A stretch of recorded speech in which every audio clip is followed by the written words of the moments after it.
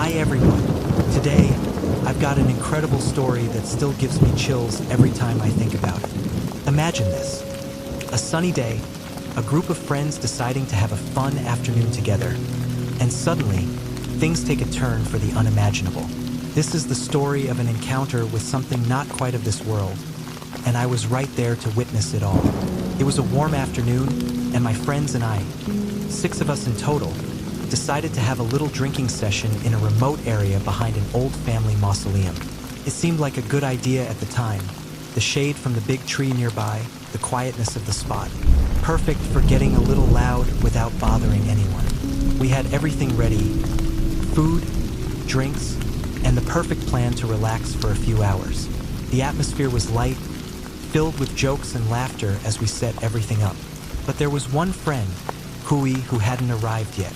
So, I pulled out my phone and called him, putting it on speaker because I knew he'd be on his motorbike and might not hear me well. "Where are you, man? Are you close?"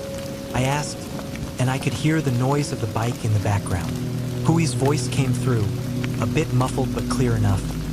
"I'm almost there, just passing the big bridge now. Stop calling me.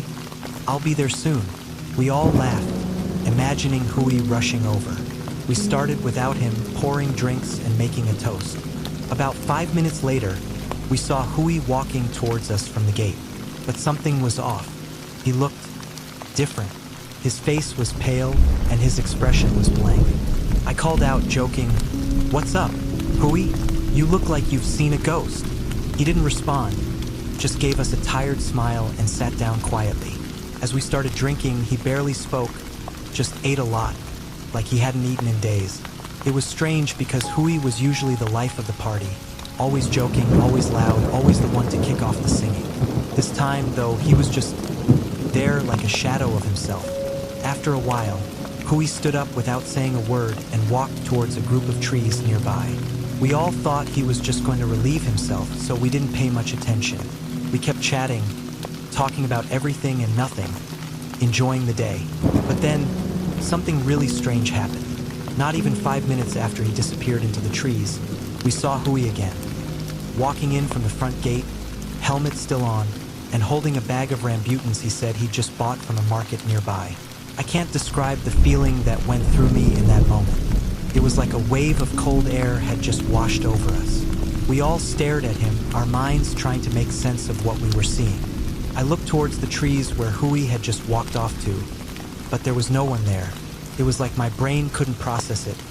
2 Huis, one with us the entire time, and now another one casually walking in. The air felt thick, and an eerie silence fell over us as we exchanged nervous glances. "Hey, didn't you just go over there?" I stammered, pointing towards the trees.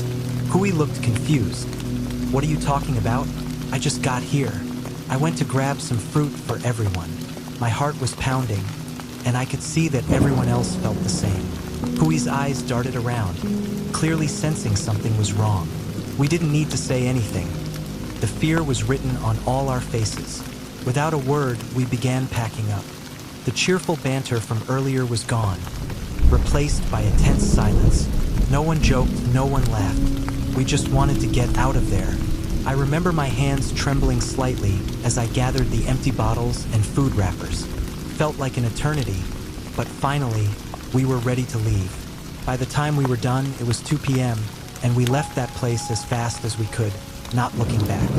As we walked away, I couldn't help but glance back at the mausoleum and the trees.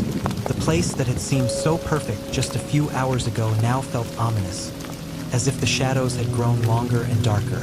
The image of Hui, or whoever, or whatever, that was sitting there with us, eating in silence, sent shivers down my spine. None of us spoke on the way back. Even after we got to the main road, the uneasy feeling lingered, like a weight on our chests. That's not the end of the strangeness I've experienced, though. There's also the story of the Khmer black magic I witnessed firsthand, an experience that still haunts me to this day. It was a time when I learned just how real and terrifying the unseen world could be. The Khmer people are known for their powerful magic, and I never thought I'd see it with my own eyes.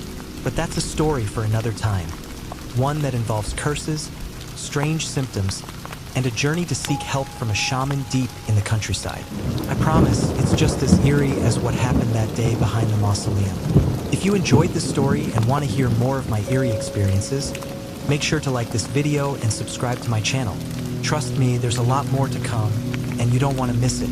Thanks for watching, and stay safe out there. You never know what's lurking just beyond your sight. Bye for now.